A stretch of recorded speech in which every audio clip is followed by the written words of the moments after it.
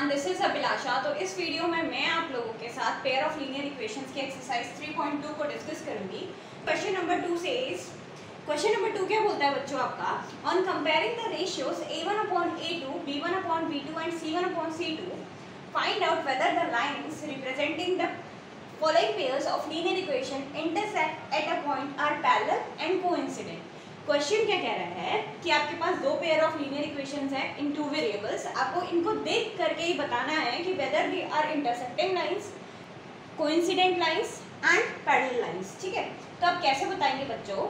जैसे कि मैंने आपको बता रखा है कि अगर आप इसे जनरल फॉर्म में रिप्रेजेंट करते हैं दोनों इक्वेशंस को, linear equation in two variables को, तो किस तरीके से रिप्रेजेंट करते हैं? a1x plus b1y plus c1 is equal to 0। इस तरीके से आप क्या करते हैं? रिप्रेजेंट करते हैं linear equation in two variables को। In a similar manner a2x plus b2y plus c2 is equal to 0 हो जाएगा। ठीक है, ये आपके पास दो पेयर ऑफ लीनियर इक्वेशंस है।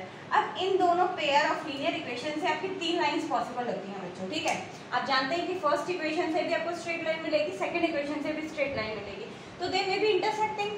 ठीक है, फर्स्ट केस में माना हमने कि वो जो दोनों लाइंस हैं वो क्या है? इंटरसेक्टिंग लाइंस हैं। ठीक है, अगर वो इंटरसेक्टिंग लाइंस होंगी बच्चों, ठीक, first one is intersecting lines, तो किसको फॉलो करेंगी? जो उसका रेशियो होगा a1/a2 का, वो क्या होगा? नॉट इक्वल टू b1/b2 होना चाहिए। ठीक है, इस कंडीशन को फॉलो करेगी। तो आप कह सकते हैं जब आप कंपेयर करेंगे उसकी रेशियोज को, कोफिशिएंट के रेशियोज को, तो वो ऐसे आना चाहिए। अगर ऐसा दिख रहा है आपको, इट मीन्स कि वो लाइंस क्या है? इंटरसेक्टिंग लाइंस है।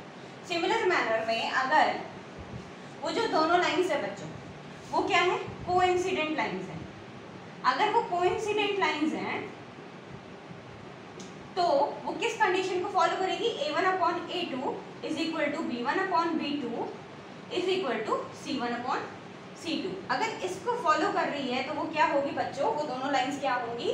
कोइंसिडेंट लाइंस होंगी। मींस तीनों का रेशियो क्या होगा? इक्वल होगा। इन सिमिलर मैनर अब थर्ड केस क्या पढ़ा था आपने कि जो लाइंस होंगी दे में भी पैरेलल आल्सो, पैरेलल भी हो सकती हैं। पैरेलल लाइंस की कंडीशन में क्या है? a1/a2 is equal to b1/b2 not equal to c1/c2। अगर इस कंडीशन को फॉलो करेगी, अगर a1/a2 is equal to b1/b2 and not equal to c1/c2, अगर इस कंडीशन को फॉलो करेगी तो these lines are parallel lines. तो हमें क्या करना है?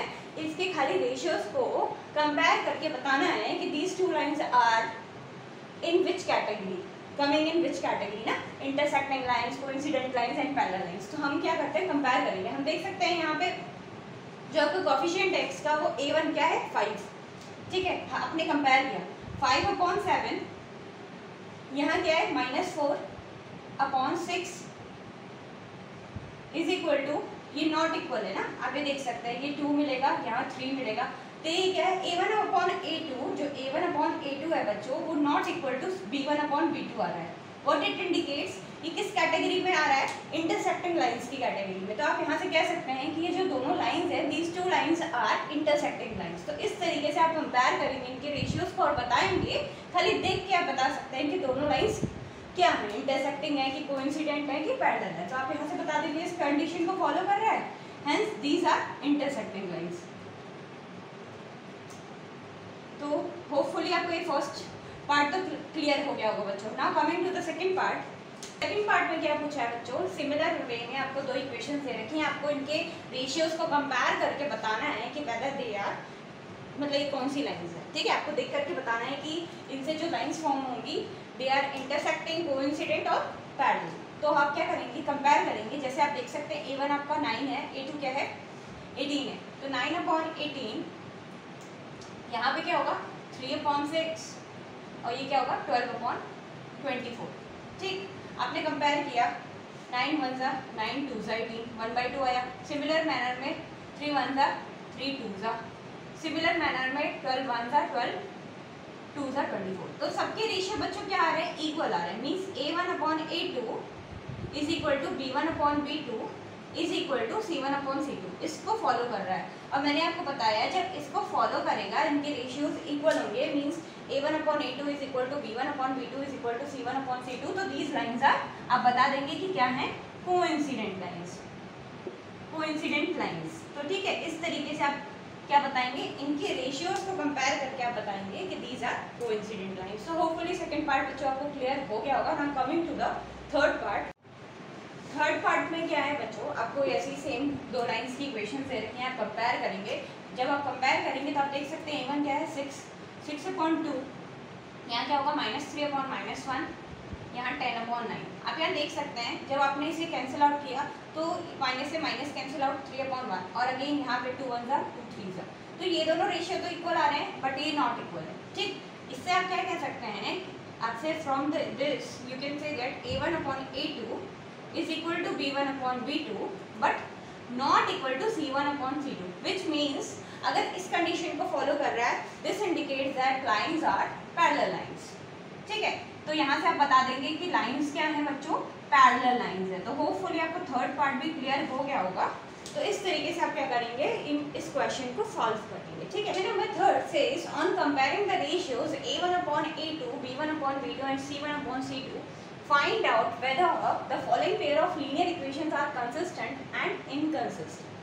क्या करना है बच्चों, इसमें आपको रेशियोज को कंपेयर करके बताना है whether the solutions, whether these lines are consistent और inconsistent। ठीक है, तो क्या करेंगे आप इसको, आपको पहले तो पता होना चाहिए कि कंसिस्टेंट का मतलब क्या होता है और इनकंसिस्टेंट का मतलब होता है कि जिसके पास कम से कम सॉल्यूशन तो वो हैज अ सॉल्यूशन।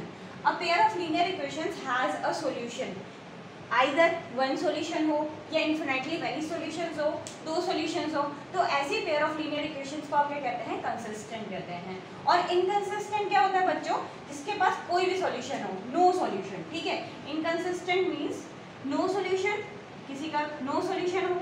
ठीक है, and consistent means has a solution, a pair of linear equations has a solution. ठीक, इस तरीके से आप इसको समझेंगे। अब आप ये बताइए कि ऐसा कौन सा केस है जिसमें आपको नो सॉल्यूशन मिलता है। तीन लाइंस होती थी, जैसे मैंने आपको बता रखी हैं, intersecting lines, parallel lines and coincident lines. तो तीनों लाइंस में आपने एक चीज देखा है कि जो इंटरसेक्टिंग लाइन होती है उसका कम से कम एक सॉल्यूशन तो होता ही है। ठीक है, तो ये क्या होगा, कंसिस्टेंट होगा, क्योंकि मैंने कंसिस्टेंट क्या बताया, उसका कम से कम सॉल्यूशन होना चाहिए, आइदर वो 1 हो या इन्फिनिटली मेनी सॉल्यूशंस हो, 2 हो 3 हो, इट डजंट मैटर, बस उसका क्या होना चाहिए, सॉल्यूशन होना चाहिए। तो कंसिस्टेंट के अंदर आपके दो आते हैं। ठीक है बच्चों, ऐसे समझ सकते हैं, कंसिस्टेंट के अंदर आपके कौन कौन से आएंगे, इंटरसेक्टिंग लाइंस भी आ जाएंगी इनके अंदर। इंटरसेक्टिंग, अगर इंटरसेक्टिंग लाइंस हैं बच्चों तो वो जो पेयर ऑफ लीनियर इक्वेशंस होगा उसका जो सॉल्यूशन होगा वो क्या होगा, कंसिस्टेंट होगा। ठीक, आइदर आप कह सकते हैं कोइंसिडेंट लाइंस भी इसके अंदर आ जाती हैं, कोइंसिडेंट लाइंस। कोइंसिडेंट लाइंस में भी क्या होता है, इन्फिनिटली मेनी सॉल्यूशंस होते हैं, हर एक पॉइंट पे इन्फिनिटली मेनी सॉल्यूशंस होंगे। तो अगर एक भी सॉल्यूशन है तो वो क्या है, कंसिस्टेंट है। और यहाँ पे इन्फिनिटली मेनी सॉल्यूशंस है तो इसका भी जो पेयर ऑफ लीनियर इक्वेशंस इसकी बनेगी, उसके जो सॉल्यूशंस आप निकालेंगे वो क्या होगा, कंसिस्टेंट होगा। तो कंसिस्टेंट के अंदर आपकी ये दोनों लाइंस आ जाएंगी। ठीक, इस तरीके से आप समझ सकते हैं। एंड इनकंसिस्टेंट क्या होगा, पैरेलल लाइंस का केस होगा। इसमें हम देख सकते हैं इन पैरेलल लाइंस में आपकी नो सॉल्यूशन होता है, एक भी सॉल्यूशन नहीं होता था, खाली इसका इनकंसिस्टेंट के अंदर आपका क्या आता है, पैरेलल लाइंस आती है। इस तरीके से आप इसको समझ सकते हैं, पैरेलल लाइंस आएंगी आपकी कंसिस्टेंट के अंदर। ठीक है, तो आप क्या करेंगे, आपको मैंने जो आपने सेकंड क्वेश्चन किया उसमें आपने समझा था कि रेशियोज को कंपेयर करके आप बता सकते थे कि वो लाइंस क्या हैं, these are intersecting lines, coincident lines और पैरेलल लाइंस। तो आपको सिमिलर मैनर में इस क्वेश्चन को सॉल्व करना है। सबसे पहले उनके रेशियोज को कंपेयर करके आप बताएंगे कि whether these lines are intersecting और कोइंसिडेंट लाइंस। अगर वो इंटरसेक्टिंग और कोइंसिडेंट लाइंस होंगी तो उसका सॉल्यूशन क्या होगा, कंसिस्टेंट होगा। अगर वो लाइन पैरेलल लाइन होगी तो उसका सॉल्यूशन क्या होगा, इनकंसिस्टेंट। तो इस तरीके से आप इसको क्या करेंगे बच्चों, सॉल्व करेंगे। जैसे कि हम करते हैं फर्स्ट केस में, आपने देखा A1/A2, A1 क्या है 3, A2 क्या है 2। इन अ सिमिलर मैनर आपने यहाँ कंपेयर किया 2 अपॉन यहाँ क्या जाएगा -3 which is not equal. A1 is not equal to B1/B2, A1 is not equal to B1/B2 which means ये जो पेयर ऑफ लीनियर इक्वेशंस हैं, मतलब ये जो पेयर ऑफ लीनियर इक्वेशंस है इनकी जो लाइन बनेगी वो क्या होंगी, इंटरसेक्टिंग लाइंस होंगी। ठीक है, अगर ये इंटरसेक्टिंग लाइंस है बच्चों, तो मैंने आपको बताया अभी जस्ट कि अगर वो इंटरसेक्टिंग लाइंस होंगी तो उसके जो सोल्यूशन होगा उसका कम से कम सोल्यूशन होगा, एक भी सोल्यूशन होगा, और अगर उसका एक सोल्यूशन है तो वो क्या होंगे, कंसिस्टेंट होगा। तो यहाँ पे लिख देंगे कंसिस्टेंट, ठीक है, कंसिस्टेंट। तो इस तरीके से आप इसे सॉल्व करेंगे कि जो आपका पेयर ऑफ लीनियर इक्वेशन है वो क्या है, कंसिस्टेंट है कि नहीं है, ठीक। तो फर्स्ट केस को इस तरीके से आपको सॉल्व करना है। Now coming to the second part. Second part में क्या पूछा गया है, आपके पास दोनों लाइंस गिवन है, आप अब कंपेयर करेंगे अगेन। तो आपने कंपेयर किया इनके रेशियोज को, तो 2/4 -3/6 8/9। आप यहाँ देखेंगे -3/6 माइनस से minus cancel out, it gives you 1/2। Similar manner में 2 1 2 2 2 4।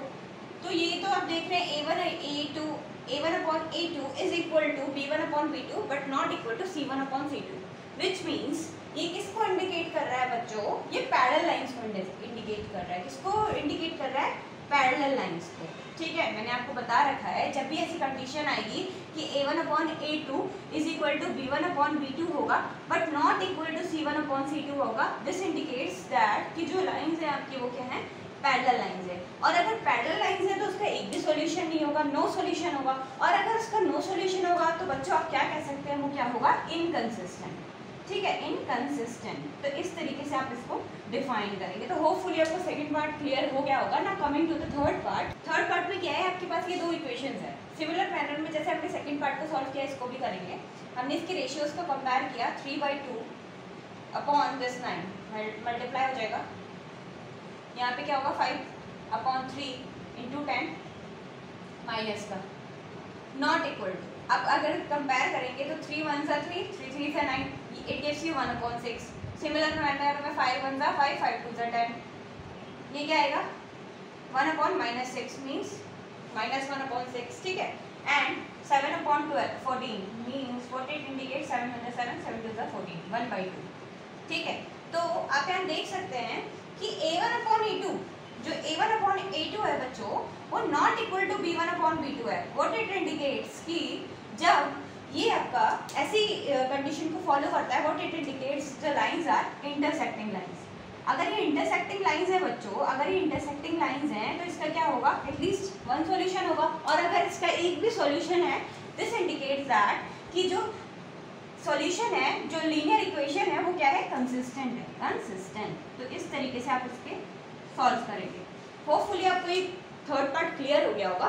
Now coming to the fourth part. Again fourth part में क्या है, दो लीनियर इक्वेशंस आपको गिवन है, आप क्या करेंगे, कंपेयर करेंगे इनके रेशियोज को। तो आपने कंपेयर किया 5/-10, ठीक।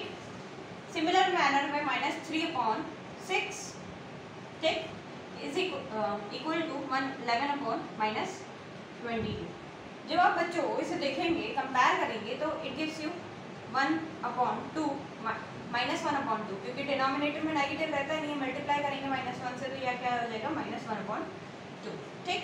इसी तरीके से 3 1 3 3 2 6 एंड 11 1 11 11 2 22।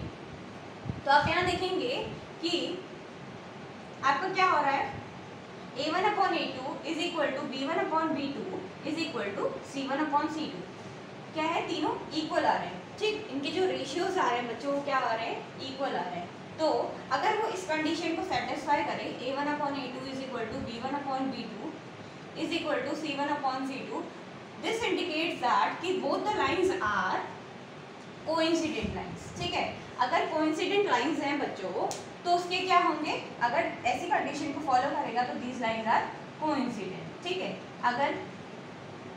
अगर कोइंसिडेंट लाइंस है बच्चों तो उसका क्या होगा, इन्फिनिटली मेनी सॉल्यूशंस होगा, विच इंडिकेट्स कि जो आपका पेयर लीनियर इक्वेशन है वो क्या होगा, कंसिस्टेंट। क्योंकि कंसिस्टेंट का मतलब क्या होता है, उसके कम से कम एक सॉल्यूशन होना चाहिए, यहाँ तो इन्फिनिटली मेनी सॉल्यूशंस है।